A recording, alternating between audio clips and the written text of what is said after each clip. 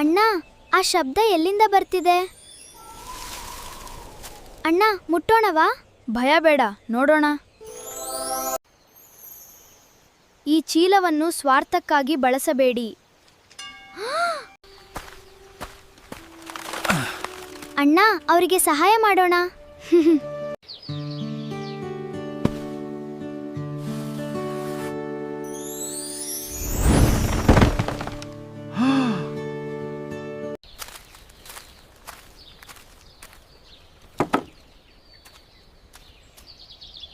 ದೇವರು ನಿಮಗೆ ಒಳ್ಳೇದು ಮಾಡಲಿ ಮಕ್ಕಳೇ.